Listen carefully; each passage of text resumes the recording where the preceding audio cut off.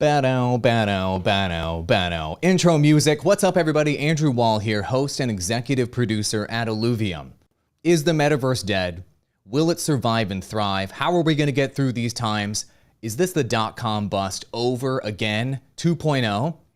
Are we the foods.com, the website that you'll never ever go to? Are we going out of business? We're going to answer all of those questions today and talk about a path forward in terms of viable business models for crypto gaming, Web3 games, all of that and more, of course, with our super stacked panel as ever. Let's go ahead and bring in each of our panel members today as we lead the conversation about the future of gaming. Our first panel member is otherwise known as Hustlepedia Jonny, host of Crypto Banter, founder of this thing of ours, and is just educating people about crypto gaming, NFTs, and the metaverse. This guy's face right here. How you doing today? I'm doing awesome, Andrew. Thank you so much for having me on. I'm excited to chop up the industry and everything we have on the docket today. Pleasure to chop it up with you. Thanks for having me. We are going to chop indeed. And we have other choppers here in the kitchen, including JP from Arcade. This guy's on like every podcast ever. I've seen this guy's face all over the freaking internet. CEO and co-founder of Arcade, of course, the infrastructure platform focused on lowering the barrier to entry for the GameFi industry. We're going to need that lowering the barrier with how dead the metaverse is right now. Yeah, we're going to talk a little bit about that, aren't we? Excited to be in the kitchen with you guys, and always a pleasure to be with Hustle. Perfect. And last but certainly not least is Annie, the host of Annie Knows, the best source, according to what he wrote up for me, the best source of YouTube content for deep, data-driven insights on Web3 gaming. I'll give you some credit there. And he likes to say that we should take our fun seriously. Annie, how you doing today? Yeah, I'm doing well, Andrew. It's really good to be with all of you guys today. Looking forward to a lot of serious discussion about the state of the industry and where we're going in the future, because as we've seen, the last 6 months have been rough, but I think the future's never been brighter. So let's get to it. Ooh, I like that. The last 6 months have been rough, but the future's never been brighter. This is great. These got catchphrases all day. So let's talk about building the metaverse today. This is what we're discussing. The topics are NFT interest being down, way down, Metaverse PR issues. We're talking about Zuck and other issues with people laughing at this space. And how do we survive and thrive? And of course, we'll pull your comments live during the show here on IlluviTalks. There is an audio version of this podcast on literally every single audio platform. Just go to illuvium.buzzsprout.com if you want to enjoy the juicy edited audio version with the ums and ahs and everything cut out. And it goes without saying, everything these guys say, everything I'm saying, this is not financial advice. This may be a part of your research. You may be learning about GameFi, crypto gaming, Web3. That's awesome. We're really happy that you're learning. We love to teach. But this is not financial advice. Got it? Good. Then let's go ahead and get straight in to our topics for today, gentlemen. It's going to be good. NFT interest is down, way down. And I'm going to kick this over to you, JP, first. But just to give people context, I don't like to just say that it's down. Let's take a look at the headlines here, because these are not encouraging headlines. The media, influencers, everybody's piling in talking about how bad it is. What do I mean? Trading volume down. On top NFT marketplace OpenSea by 99%. Yikes. That's not good. Google Trends says that NFTs, if you look at search interest when it peaked toward the end of 2011 moving into 2021, the end of 2021 moving into 2022, it's down about 80%. Yikes. That is not good. Some of my favorite podcasts, even the podcast All In podcast, the one that inspired this show, talking about how NFTs are dead. This is very bad. The media is piling on. Influencers are piling on. There's so much fear, uncertainty, and doubt. I can't even see straight. So JP, here's the question for you, amigo. Are NFTs in the middle of the next .com bubble? If so, which NFTs are going to bust and which ones are going to boom? It's a loaded question. Go. Yeah. No, this is a big question. No, so, I have some optimistic point of view, and I also have, a more, I think, realistic point of view. So I guess let me start by saying I think that, we are not really in that .com phase yet. I think we are probably even before that. I think we're even earlier than that. I think that the next cycle is when we're going to have the .com effect, right? Where there's going to be a really big pullback or crash. I don't even think that we've seen that yet. I think that the interest is just still so early, and that's good for everyone that's watching this, or good for everyone that's in the NFT space right now, because being early, historically has paid off, leaps and bounds. But hold on, hit pause right there. So I want to clarify. So you think what happened in the metaverse hype cycle we just saw, where every tech company, Facebook repositions itself, every investment, everything anyone was doing ever was metaverse, and everyone was talking about it. That was not the hype cycle. That's going to be not even next cycle, but maybe the next one after that. I mean, help me understand. No, I think next cycle. So okay. I think, what we've seen so far reminded me of kind of the Bitcoin cycle of like the early 2010s, right?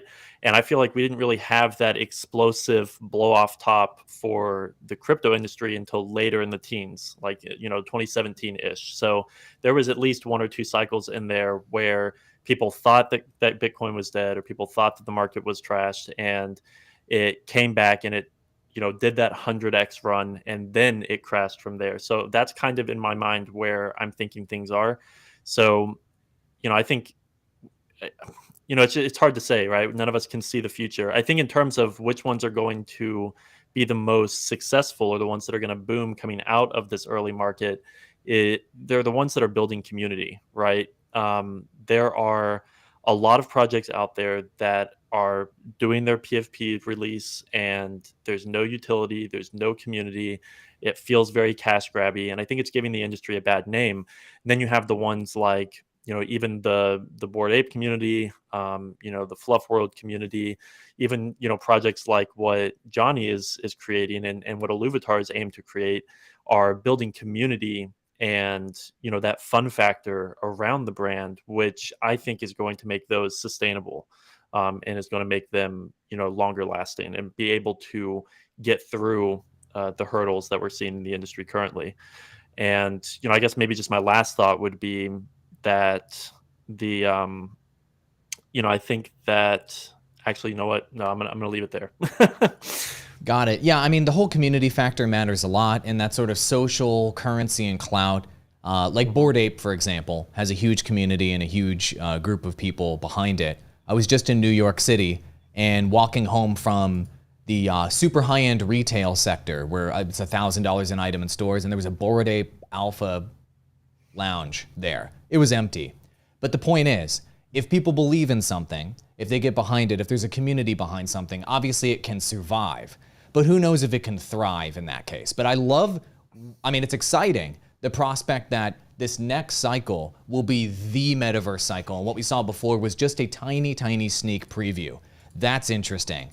I gotta ask, the media is bearish on NFTs right now. So what will turn them bullish on it, if anything at all? Annie, what do you think about that? Yeah, so I actually mirror a lot of JP's thoughts on this, and maybe coming back to where we are in the cycle. If you think about it, the first domain names were registered in 1985. So we want to talk about the longevity required to really see major use cases appear in a new space like this. If you bought domain names in the late 1980s, it wasn't for another decade before you actually were able to utilize those and see value out of them, right? And that was assuming that you were successful at navigating the entire .com bust. So I think many folks in the space need to really recognize, what is the longevity that's required? What's the time horizon that they actually need to be involved to see the maturity of the industry? What is it going to take from a consumer standpoint? I don't even think that most individuals today have any kind of a sense of what's coming, because the use cases have been so trivial, frankly, in the NFT space, that they're laughed off right now. And if you think about the sense that first people laugh at you, we're still in phase one right now of the utility that NFTs are going to provide. It's there, but we have to see a lot of maturity for the builders and the communities before we see anything approach mainstream. And so I would say what projects are going to need to deliver is meaningful utility, and meaningful communities. And for me, a community is more than just a group of people. You've got to either be united behind a single cause or purpose or behind a leader. Either of those can work. And in most cases, the current NFT craze, there's neither. There's only the utility of the price is going to go up and therefore I'm here. But that's not a community, that's a herd. And so we need to make sure that we're avoiding herds and actually building in communities that have some sort of vision or direction that they're working towards.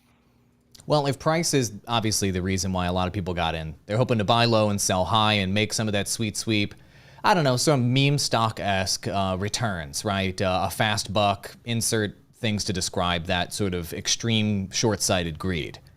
Are we at the bottom of NFT interest right now, though? Like, if we're going up to Metaverse all times, if JP's right, are we at the bottom, or do we still have a darker low to be in where people give less of a shit about NFTs than they do right now? Jonny, what do you think? I'll echo the sentiment that I think that Metaverse has a long way to go. I think we'll see Apple, Microsoft. I think we'll see all these companies eventually, come to the Metaverse. I think that even people could argue Minecraft banned NFTs because they're not ready into it, and they can't let someone front run their model, which they're under strategized on. But are we at the bottom of NFT interest, or is there more decline to come? I personally think for the entirety of the NFT market, I think there's more decline to come. Not talking about anything with the market, but obviously the ETH merge is a big catalyst mid-month, which could obviously send any part of the crypto market anyway from there. See interest. I see the interest going lower because there is just not a lot of projects coming out at this time period, especially since the beginning of the summer. We've just seen a bunch of free mint garbage for most of the releases. There's been few and far between projects that are coming up with real utility. And unlike, the past bear markets where like a is built in the bear, for example, a project popping up out of nowhere that's just sweeping people off their feet. Obviously, this Utes project yesterday for NFTs in general was pretty hyped and a lot of liquidity, but I think we go lower for NFT interest as potentially crypto could go lower as the climate. Who knows whenever that next wave is, whenever the next bull market, quote unquote, is. So yeah, I think NFT interest could go even lower from here. Awesome. I love it. So much bearishness even within this podcast panel. Yeah, personally, I would agree with that. I think we can go even lower than we are right now in terms of interest. Like, we're not at the point where people within this industry that I talk to on a daily basis, for me, this is an indicator, where people I like work with or people I talk to regularly or people like in private calls are telling me, I don't know if this industry is going to make it. And maybe I made a mistake getting into this professionally and stuff. That hasn't happened yet. You need like that sense of total desperation, like things could never turn around, and then they rip. We're not there quite yet. We're getting close though. Things are looking pretty bleak, so we're getting close. But I agree, there could be one further leg down in terms of interest, not even describing price. Let's move on to the next topic then, about Metaverse PR issues, which is certainly not helping, boys. I mean, look, we all know Mark Zuckerberg, most relatable person on earth, and definitely lovable. We all know that. And a great ambassador for our space. I mean, look, do we all unanimously agree Mark Zuckerberg's who we want to represent us? I mean, he's a lizard person, so if you're into ETH lizards, it's sort of tangentially related, I guess. There you go. He's a lizard person is the nicest thing that everybody can say about it. There you go. So obviously there were PR issues recently with Zuckerberg dropping a relatively low quality, Mashable, you're killing me, bro. Relatively low quality picture of Horizon Worlds on his feed. And he was just excited, right? Like, we could travel around the world and here's the Eiffel Tower and stuff. But obviously this is a laughably bad photo of the future of the metaverse. But then he went into a PR sort of, let's say safety mode or fix it mode or whatever. And then his team whipped together this photoshopped image of him looking better, right? Than he did in the image on the side. But this was unanimously laughed at by, it was hard for me to even choose which article to pick. It was unanimously mocked across the entire internet, our space, externally. My wife knew about it. My mom knew about how laughable this metaverse was. So we need to talk about the PR issues here, and I'm going to kick it over to Jonny. Is Facebook's Meta Horizon Worlds now the face of the metaverse? Can we avoid that? I mean, it's one of the most valuable companies in the world. One of the richest men in the entire world are now making themselves essentially the face of the metaverse. Are they the face? And is this a good or a bad thing to have Zuck's grill up in there representing us? What do you think, Jonny? So I think, as far as Web 2 people go, definitely, right? You're not going to walk up to the average person on the street, be like, hey, you know what the sandbox is? Let's just say, for example, sorry about that with my dog. Let's just say, like, you know what the sandbox is. They're going to most likely say, no, I played one when I was a kid type of thing. I don't know what a sandbox is. So I think from a sick burn. Right. Like for Web 2 people, I think that we could see them completely aiming towards Facebook, Meta, etc. But in my opinion, look at the brands in the world. Look where the adoption's going. Like metaverse projects, the brands, the Adidas's, the big conglomerates, the banks, they're looking at Sandbox and Decentraland. They're not running to Facebook saying, hey, let's build up our headquarters in the future of Meta, right? They're all understanding that the future of the metaverse, Web 3, is where that's probably going to be built out and thrive the most, to bring their brands to a decentralized model. Because why would they want to bring their brands to the most centralized model? I mean, obviously, we could talk about the flaws in Facebook and the things that have gone on over time there for probably as long as we could have this podcast. But I could totally see that, this not the face of the metaverse to the people that are really in know and involved and the smart money in the space. Like I said, people aren't flocking to build in Meta. Every headline that you see is within a Web3 metaverses. So that would be my take. From a surface level, yes. But when you go in depth and look at where the interest is, I would say no. Interesting. So there's a lot of bad things about what, in these headlines about Facebook, right? So I'm not going to cover, we don't need to litigate all of that. But it's mistrust in the privacy side of things. It's the corporate greed side. There's the politics and censorship side. And then there's the laughability of what the current state of metaverse is, with what they're showing. And so here's a great question from Ricky Tan77. Which part of the metaverse do you want to not survive, if any? And I'm going to tailor this and I'm going to say about Facebook's Meta. If there's some aspect about Facebook's Meta and their agenda they're pushing right now and the product they're trying to push to market right now that you want to not survive, what would that number one thing be about that you hope dies and maybe we could kill with fire? Annie, what are your thoughts about that? Yeah, so I actually am pretty negative on the entire metaverse, and I would honestly kill the whole thing. I don't see value All right. aside from two factors, right? So one is mainstream recognition, because people do know Facebook for better or worse, and so if Facebook is talking about something, I think it raises awareness to the industry. And I also think from a R&D perspective, the research budgets and resources that are necessary to do major innovation in the hardware space, I think is necessary. So I think there's going to be some interesting work that comes out of Meta around AR, VR. It may take another decade for us to see meaningful use cases. So I'm okay there, but I think the entire concept of a centralized gatekeeper controlling your access to essentially all of the virtual worlds that we're going to want to play in, all the virtual communities for the next set of decades or even centuries. No, you can count me out. I'd burn the whole thing down. Virtual worlds? No. Horizon worlds is the word we're using now. JP, what are your thoughts there? If you were to just kill one thing with fire about what Zuck is building over at Meta, what would that be? If you could just delete it and be like, no thanks.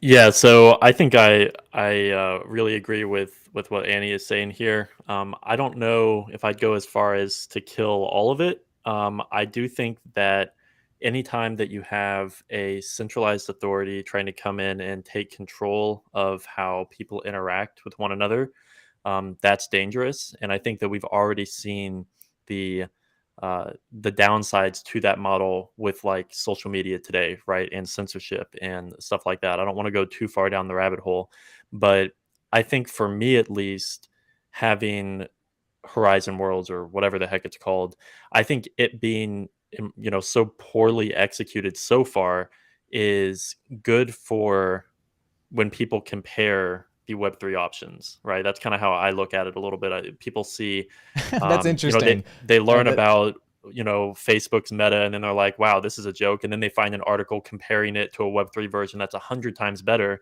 And they're like, why would I use Meta and give up, so many rights when I can go over here, plug in my computer and access this other world that comparatively is just so much better. So I think it's actually a good look for our industry as Web3 in that sense. That's interesting. So- Okay, so Jonny, maybe- I'm gonna kick that one to you really maybe quick. Andrew, let me retract my statement, because the concept of meta changed his serving mind as a already. bad example, I'm okay with that too. So JP, your point is well received on my side. All right, Jonny, one thing you could kill while Meta, and then we'll move on. And this is regarding Facebook's Meta specifically, right?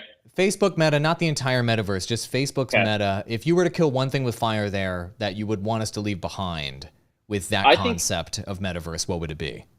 I think just from a reality perspective, we've all probably seen that meme or a GIF where Mark Zuckerberg's walking through that conference room and it says, never get high on your own supply. And everyone in the room is wearing Oculuses. And he's like smiling like an evil emperor, like Darth Vader, like the Lord, like Lord Sidious, you know what I mean, in Star Wars. So it seemed like I don't really want this to become Ready Player One. I think that if it becomes too out of touch with reality, then that could become potentially toxic from mental health standpoints and other things regarding, state of life versus virtual state of life. I think that could get really mixed up if the metaverse actually became to what we've kind of seen it to be made out to be. So I don't really, I think as far as that goes, I just hope that people don't get immersed in the experience and wrapped up in it too much, because these people do know how to create experiences that will loop you in. And I really don't hope that we go that digital, right? Real life experiences are just as valuable as much as I want to spend, time in other worlds and other games. I think that that's just the truth of it. I'm going to share my 2 cents on this, and then we have more to talk about here. So I actually have a completely different view than two of our panelists. I think that Facebook investing tens of billions of dollars into research into this space is the biggest boon to the metaverse on Earth right now. I think that Facebook allocating 10,000 employees to develop hardware on the Oculus side is the largest hardware boon to our space. And I think that overall, Facebook is contributing the most positively to the development of the metaverse currently of any entity on Earth, by far, without question. Now, are there huge downsides to them being the #1 player on the hardware, software, and network side? Absolutely. But in terms of getting us in this primordial goo state we're at right now with the metaverse to like phase 1, the fact that they're dropping billions and tens of thousands of people worth of labor onto that problem to get us from 0 to 1 is one of the biggest boons to this space and is speeding it up by years, in my opinion. So I am very happy they're doing it, but I don't want them to win after we get past phase 1, just to be clear. But I'm glad that they're helping us get from phase 0 to phase 1. I am glad about that part. That is my opinion. But since the sentiment out there is so negative, boys, what does the public need to see then? Obviously not Zuck's ice cold dead ETH lizard eyes. They're not ETH lizard eyes, I'm sorry. Not ETH lizard eyes. Yeah. To change their minds about metaverse from negative to positive. Jonny, what do you think about that? Like, what do they need to see? Is it one of these Web3 gaming projects just looking gorgeous and being a fun experience for you to play? What do we need to go from it's dead and I hate it to, okay, I'm in, that's really cool again? Headlines are everything, right? To an outsider's perspective. And I think all the headlines that the space gets, you never see the good stuff in the news, right? Only thing you ever see is the $600 million Axie hacks, rug pulls, this and that. Axie, promising, what was the Bloomberg article? Axie promises riches and, becomes like most decimated, whatever they really term the narrative on those articles. I think when people see that from an outsider's perspective, no matter what you see from like Facebook, it's just so negative. And people see $600 million hack, and that was the bridge that was compromised. But it makes it seem like every user lost so much money. And these headlines paint a false descriptor, like you said earlier with your mom knowing about some things. My mom asked about a couple things in the industry, right? Regarding Axie Infinity. She saw like that $600 million headline. She was like, you weren't affected by that, were you? I was like, no, of course not. But I think when you're not involved in the industry and you see something like that, yeah, it definitely steers you away. And then of course the quality, right? You see how popular and how highly evaluated that game was. and then you look at the game quality, it just doesn't equate to each other. So yeah, definitely. I think the perception from an outsider's perspective needs to change from a quality standpoint and a headline standpoint. Annie, what do you think, man? Obviously, good headlines matters, but you got to have something behind the headline that's good to happen to write a headline about. So Annie, what is that big story? Is it Donald Trump puts on a VR headset? Everybody, that won't be polarizing. How about Joe Biden? I mean, is it a big celebrity? Is it a big politician? Is it a government adoption? What is it? That is the positive headline that will spread like wildfire and start to turn sentiment around. Or is it a confluence of things? Annie, what do you think? Yeah, so two thoughts here. The first one, and this may not be what most of our audience wants to hear. The first thing is actually time, because all of the projects that are building today, frankly, they just need more time to fully gestate and develop what they're working on. So we always want to try and speed things up. And if only we could do better at marketing, or only we could, create a better economic structure, all of those are critical. But frankly, there needs to be more time to iterate within the space to figure out what's going to work. The second thing is, I don't think that having a single individual put out a statement, kind of like you saw with like institutional investors around Bitcoin a few years back. I don't think you're going to have a single catalyst for the perception changing. I think what you're going to see, and this is just based on the theory of diffusion of innovation, where people don't change their behavior in most cases unless they have someone that they trust personally that shares information with them that causes them to rethink what their approach was. And so in most cases in gaming, it's going to be either an influencer, content creator, a guild member or like a teammate of a current game that they're playing. Someone they personally trust, maybe within their smaller network of maybe around an interest or something. That makes sense. That's right. My wife listens to random Instagrammers that are like either lifestyle content or fashion content. And if one of them mentions crypto stuff, that's how she knows about it. And now she trusts it. But there's nothing I could say to get her to trust it. So that totally makes sense. So trusted parties.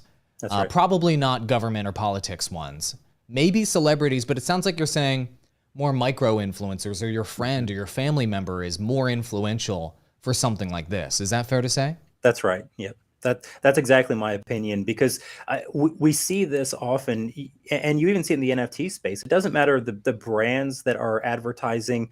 You've seen celebrities talk about crypto, even talk about Web3 gaming, and yet there's no real traction from those, because people like to hear about influencers reinforcing the beliefs that they already have, but they won't change beliefs that they have unless someone that they personally trust convinces them, or at least gives them another option to consider.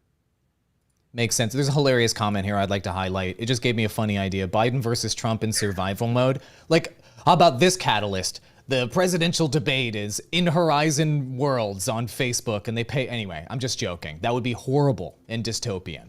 So, last question on PR issues. It sounded like you were going this direction, JP. You sound like you mentioned like 1985, or maybe was it Annie? Sorry, who mentioned 1985 for the first domains? Wow, that was, a long time ago, before the internet went mainstream. We're that early? So I got to ask JP, are we way, way too early on this space? And are we actually 10 to 20 years out from the metaverse being an actual thing? Are we that early? I don't think we're quite that early. I think, historically, if you look historically, the rate at which information spreads and the rate at which innovation happens is ever increasing, right? And as we become a more web-based, virtual community, or society, I think that these things happen faster and faster. So in 1985, the growth factor might have been about 10 years, right? But I think now we're starting to see that expedite so much that in 2 to 3 years, we can accomplish as much as 10 to 15 years, 30 or 40 years ago. So I'm very optimistic that we are right at the start of that curve up into mass adoption. I think we are, even with all of the, the hype that we saw with this little mini cycle, I like to call it. I think we are really only seeing a taste of it. I think there's still a very small fraction of people that know about the metaverse and care about it. And I think that's going to still multiply significantly over the next 2 to 3 years. And certainly by 2025, 2026, I think we're going to be in a pretty full swing of things, kind of equivalent to that time span of 10 to 20 years that we would have seen back in the late 1900s. I hope you're right that we're that early. I hope that we really are that early. And we aren't even out of the dugout, if to use terrible sports analogies. Like the first inning hasn't even started. I hope that is correct. And Nas here teed us up perfectly for our final topic, which is, I think, the most interesting topic to discuss. Do you honestly think this whole metaverse is even going to survive or thrive? I mean, seriously. We have to ask ourselves seriously. And in order to answer this question, Annie shared a great diagram with me that I want to share with all of you. And maybe you've seen it on the internet, maybe you haven't. But this is all the business models potentially in Web3 gaming. And I was wondering, Annie, can you walk us through this and help everyone understand what these potential models are for the metaverse? And we can discuss their merits and their drawbacks.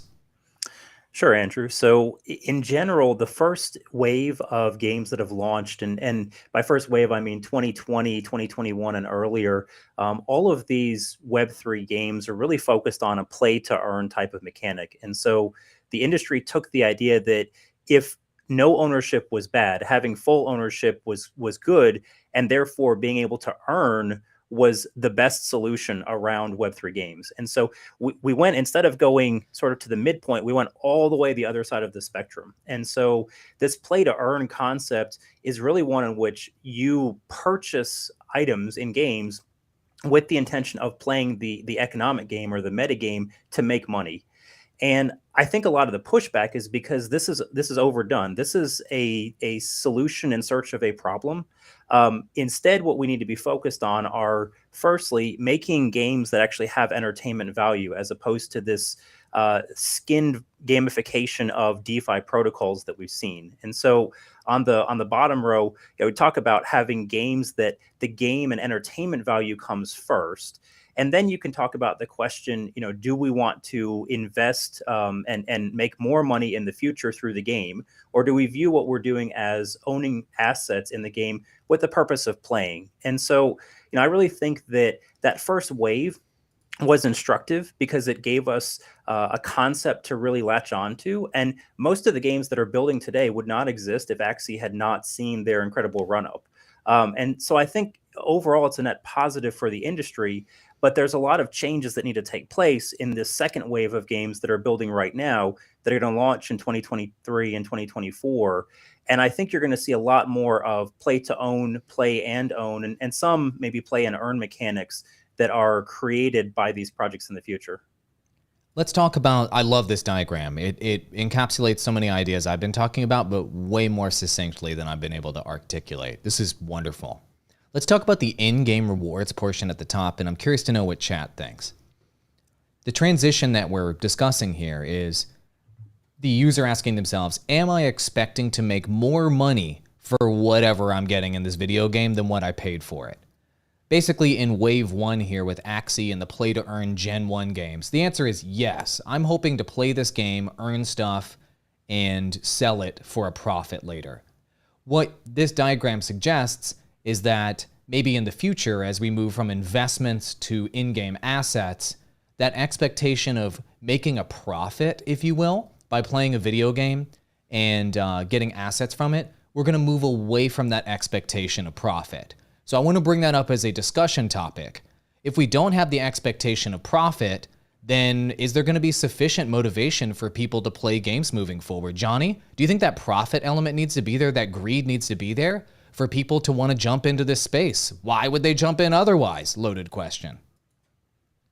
I don't think it's everything that you earn inside of a game. I even coming from an esports model where technically you are competing to earn, right? I spent a lot of time, 6 years plus, in first-person shooter Call of Duty esports, and even though I was technically speaking playing to earn in a way, I was more playing to compete. Like I was just a competitor from like a sports background, for example, and I love first-person shooters. So whenever it was for me, it was more I was just competitive. I was good at the game, and I loved first-person shooters and that search and destroy, domination, those game modes that they innovated at that time period. I didn't fall in love with the game from a monetary standpoint. I was 12, 13 years old. I would not have, had any sort of wherewithal on even like could I make a living on this? No, it was just for the passion of it. And I'm sure my parents, though, would have loved to get some of the money back that we spent on microtransactions at the time. And sure, even when I look at like Warzone, like from the last 2 years, and whenever we were locked in, or in lockdown, for example,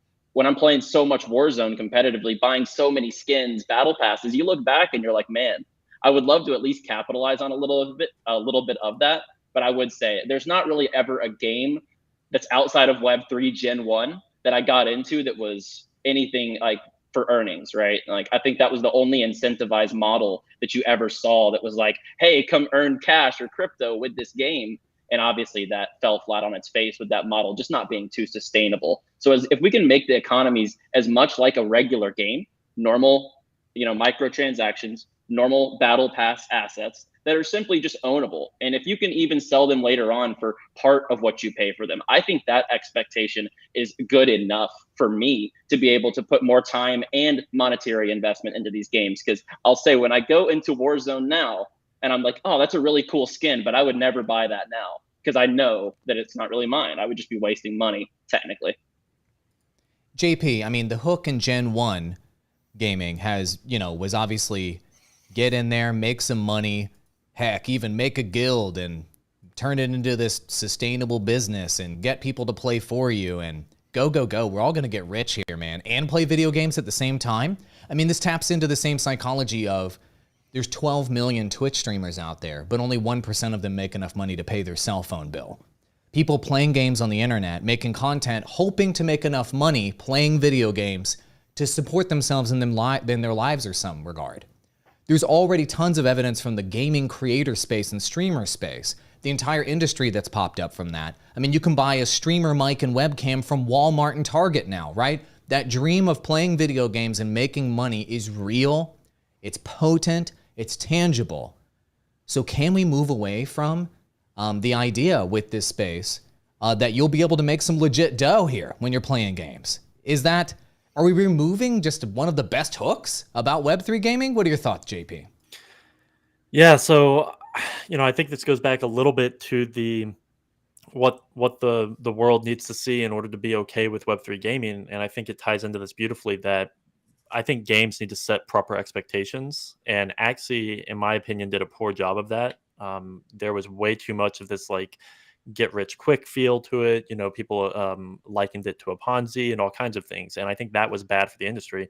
And games even today are continuing to set, pie in the sky expectations in order to draw people in. And I think honestly, it all goes back to the same core concept of the game has to be fun, right? And if the game is fun, then I think the model already exists in Web 2 or legacy gaming, in the sense that if you take the model that currently exists, you allow for people to have ownership of their assets and the ability to realize some kind of value from it later, then it kind of evens the scale a little bit. And I think right now the scale is just so uneven within Web 2 that, like Hustle was saying, it's like a money sink, right? You're just dumping money and tons of capital into it.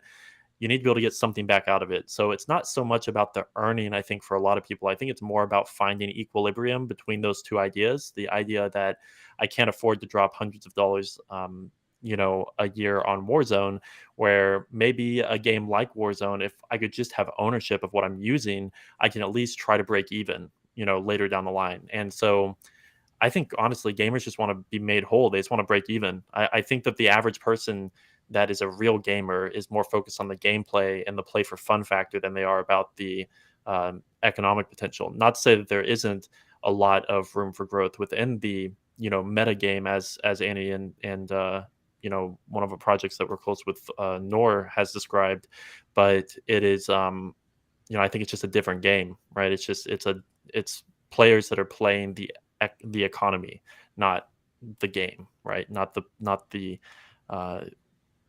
actual tangible thing that you're loading in with your friends, right? It's a different, I think, motive. So is this more like than a, let's say Magic the Gathering or Pokemon trading card game or some type of other game where you can buy an asset, you can trade it if you want, buy and sell them in a card shop, let's say a digital card shop? Are we thinking that the space is going to go more that direction, where you can own the asset, but the average player that opens a pack of Pokemon cards is not expecting to retire on those Pokemon cards. They aren't expecting to get a 10-bagger off of that open. They're maybe thinking I could sell all these later at a significant loss, but I could get some value back. Are we hoping that's where this space is going to go? Or do we hope that it's going to be 10-baggers all day? Loaded question for you, Annie.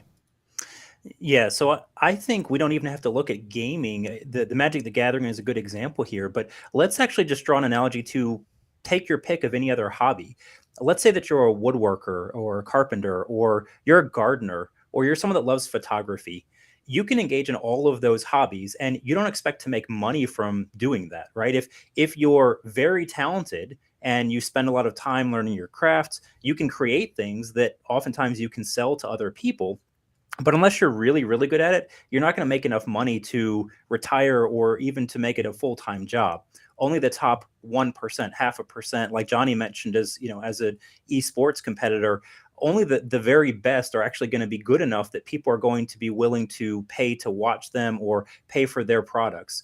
We just need to take that same model and apply it now that we have the technology to do so in gaming, because today in gaming, you don't get to own any of the things that you're paying for or spending your time grinding for in Web 2 games. And so I don't think we need to create some crazy model that turns everyday jobs on their heads. I think we just need to say you should be able to own the things that you play for and the things that you pay for. And if you want to trade them to someone else afterwards, that should be good enough, because it's good enough for every other hobby that we engage in as humans.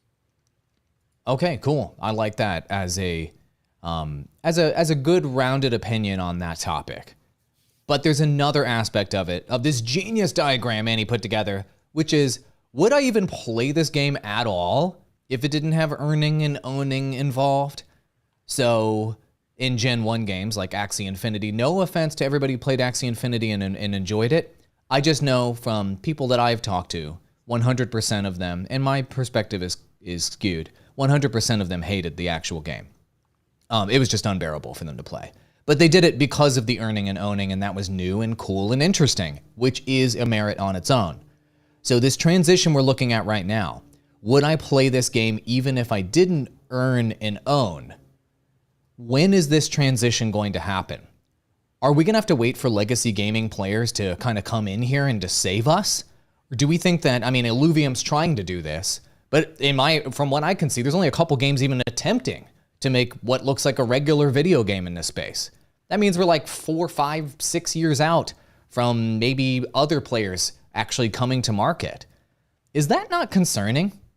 So do we need legacy gaming to make games that are good enough for people to want to play whether they earn and own or not? Jonny, what are your thoughts on that? Do you think this space can make those games of the future? Or is it just going to be legacy gaming coming in here and sweeping up, baby, on that sweet, sweet crypto? I think Web3 actually provides a great opportunity for those devs that are really talented underneath like Web2 studios that are kind of chained down and maybe don't get the credit that they deserved. Everyone knows that Infinity Ward makes Call of Duty, but nobody knows who works for Infinity Ward or who was the key devs on certain maps. People just hop in and play the game. So I think that Web3 actually provides an opportunity for like these super solid devs on, Unity, Unreal 5, whatever you are building in the gaming space for these big companies. If you're really that talented, you could come over here and build a product, potentially shock the market. And then maybe we do see a little bit of adoption. There are some projects out there that, have my eye as far as, AAA first person shooters, maybe some sort of a MOBA, some sort of, mobile games that could catch on and get a lot of adoption. I really think it will take a game within Web3 to really like have a pop and show Web2 studios, okay.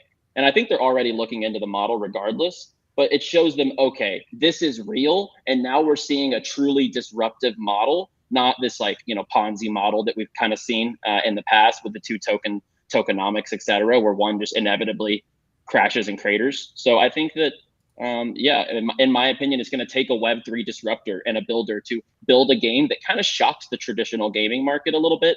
And I think personally, even if we get to 10 to 20% of the size of the traditional gaming markets, I think that's a pretty big win for Web3, especially in the short term. And even if we never do overtake, if we can take 10 to 20% of the market share, I would say the industry is in a good space. I don't understand a scenario where there's only a 10 to 20% of market share to be taken. I just don't see that scenario. If there is any video game that is successful in letting people own their assets, it seems like a fundamental feature that has to be in every other video game, in my head. Maybe it's just because I'm skewed and I'm in here. Do you guys disagree with that? Do you think there's a world where there's like this niche boutique Web3 gaming industry and then Web2 gaming still exists and ownership doesn't cross over? What do you guys think about that? So maybe I'll give one instance that I could think of, Andrew. It's not my base case either. I think that we're going to either wait a long time and there's not going to be much traction, or we're going to see pretty major swings over the next decade. The counter argument to that is it may be so difficult for games to build successful integration of NFTs into the game in a way that's not game breaking. Especially, I'm thinking of challenges with bots and players just always farming in a game that removes the fun factor from it. And so there's a chance that we may see a small number of games that work, and it's more or less genre specific because it's so difficult to design effective integration of the economic structures. That would be the only case that I could see where you see like a partial success of the industry. Partial success. Okay, interesting. JP, what are your thoughts on that? Are we going to see like this League of Legends style player come out, prove the new business model, and revolutionize the industry, and now everybody's doing free to play? Do you see that scenario? Or do you see this sort of segmented scenario where maybe some of this Illuvium and Web3 and Star Atlas and whatever stuff works, but ultimately we're going another direction, says Legacy Gaming. What do you think, man? Yeah, I mean, I think there's a lot to unpack there. In general, I think I really like what Hustle said, that, Web3 presents people that are overlooked by major corporations the opportunity to prove themselves. And I think that Web3 games have an advantage in being able, or being willing, I guess, because Web2 games are able, but being willing to listen to the community and actually take community feedback, right? You don't have, you don't have the Call of Duty, people running Call of Duty getting on, Twitch streams or, Twitter spaces and listening to the community like Illuvium is doing, or like any other Web3 game is trying to do. So I think that is a huge advantage. And I think that is going to allow for game developers to build better games that will show Web2 gaming and, legacy legacy game studios that Web3 is a threat. I think so far they don't really look at it as a threat, because the Axie model is kind of what's been there. They're like, okay, that's not really a threat at the moment. I think it's going to take a game like Illuvium, AAA quality, listens to the community, has, a strong balanced approach to the game loop to really show these legacy studios that there's a threat here. But in terms of the longer term, I personally don't see why I'm kind of with you, Andrew. I personally don't see why any gamer, after experiencing ownership and the ability to earn, now a guarantee to earn more than you put in is never going to work, right? So like I'm, very against that. But the ability to earn under the right circumstances, or even to just break even and to have ownership, I don't see why anybody would ever go back from that. Now, I do think there's going to be challenges for certain genres, like Annie said. So I'm kind of on the fence on that. But I like to, I guess, maybe optimistically believe that we're going to be able to tackle those hurdles and find creative ways.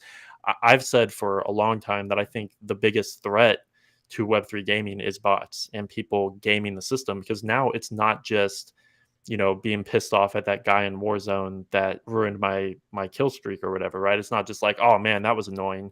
Now there's money on the line, right? Like you can actually lose financially because of these hackers and stuff like that. And legacy gaming is already having a hard enough time as is keeping hackers in check. So I think this is something that needs to be discussed more in Web3 as a very serious threat to the industry. But aside from that, I don't see why anyone would come back from a play and own opportunity after experiencing it. Yeah, it's tough for me to imagine as well. Now that I've played a significant amount of play and earn, play and own at this point, I've gone back to play some legacy games that don't have any ownership involved. And I'm like, cool, I just collected 16 items. It just, honestly, it felt weird to not be able to go sell those or understand what the value of them are. It's tough to go back once you actually own something. But until you experience that for the first time, it'll be difficult to get people in here. Final pie in the sky question, and we're going to wrap up this episode, guys. This was something interesting. So we looked at Gen 1 being, let's call it oopsie doopsie, play to earn. Let's say Gen 2 is play to own or play and own. What's Gen 3 then? Is there anything that goes beyond the ownership here? Or is that just too far out to even understand? Jonny, what do you think? I think we would just call it gaming at that point, right? I mean, if the ownership model did just overtake it, I think all of us would love to simply just be able to sit here and not have to term everything as NFT gaming or anything like that, right? We would love to just say this is just gaming. So, even whenever I would, on the traditional side of things as a gamer, whenever like Fortnite came out and PUBG, these games that were, that kind of like started free to play models in a way, I didn't really think of it as that type of a shift in the industry, like, oh wow, this is revolutionary, right? Only the people who were here and saw that kind of transpire. We're lucky to be here and see these waves of the industry transpire. I think beyond free to own, free to play, whatever the play and earn, whatever the model becomes, I think the step beyond those is just gaming. You would just call it gaming at that point. And maybe they're not called NFTs, they're just called digital collectibles, in-game collectibles, because I think that would resonate with a traditional gamer a lot better. And yeah, I think the next step is just to bring it to the masses in the industry and term it as gaming and not these cliche terms, because I never called Fortnite free to play. It was just a battle royale, for example. Okay, interesting. Yeah, most people don't think about the business model, they just play. Froby's suggestion is play and live. Yeah, he's kind of going the direction I'm thinking on this. Jonny, really quick before we go to our next panelist, where can people find you on the internet if they want to hear more of what you think about this space? Yeah, absolutely. And thank you again for having me on. It was awesome sharing opinions with everybody on the panel today. Andrew, pleasure for having me. And Hustlepedia YT on Twitter. You can find me a couple times a week on Crypto Banter as well. I host the Crypto Gaming and NFT show over there. And check out twitter.com/TTOONFT if you want to check out the project that I recently founded and launched. But yeah, that's about all I have going on. That's great. Highly recommend following on all those avenues. Links in the video description and podcast description for Hustlepedia, Jonny. Annie, what are your thoughts there? What's beyond play and own? Do you have any 5,000 IQ ideas about what the next phase would be? Yeah, so a couple ideas. One interesting model that kind of doesn't fit into that framework that I just introed for you is I call it play or own, or I'm sorry, play or earn. This is what I think JP mentioned with Nor, and really they're leaning into more of an esports type of concept. That's something that I think could evolve over time. Actually, where I do think most games are going to lean, though, in Wave 3 and Wave 4 of the space is probably more user-generated content. And so we don't really see a lot of that yet because, building the economic model is very difficult for these types of projects. And doing that when you have free open source content creation as well, I think is also challenging. There are a few platforms that are building, but that's where I see things potentially evolving in the future. Interesting. And where can people find you, Annie, if they want to know more about your genius diagrams and what have you that you're sharing? Sure. So check me out on my YouTube channel, Annie Knows. And as mentioned, it's going to be in the description. I'm also heavily involved in a number of communities in Web3 gaming, whether it's Illuvium or it's ETH Lizards or it's one of any other 20 or 30 different projects. So probably following too many at the moment, but I really think there's so many interesting ideas being generated. We need to think about them as an industry as a whole and take the best parts from each project that work as we continue to build. Makes sense. Sorry if there's background noise. A tank just literally arrived on the side of my studio. JP, what are your thoughts there? What's beyond play and own? Is that the end game? Do we just own stuff on the internet and then job's done? No more innovation. What do you think, buddy? Yeah, I mean, I think that I think it is going to come to a point where it's just going to be gaming, right? It's not going to be Web 2 or Web 3. It's just going to be gaming, and people are going to base their decisions on what is enjoyable. I think what I do see kind of happening is maybe play and run a business. I don't know if we're probably going to need a better name for it, but I think there's going to be an opportunity for people to have businesses that are operating within these games, that is more work and earn, I guess, than like play, right? It's like a virtual job that you're doing.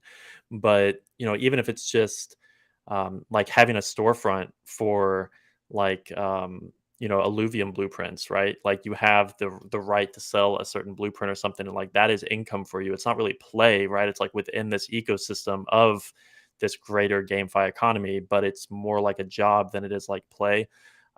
Whatever that's going to be called in the future, I think there is going to be a little bit of a separation between running like a business, right? Not just like, oh, I'm going to earn like occasionally as a player. It's more like I'm viewing this as a job, right? I think there's going to be a separation there.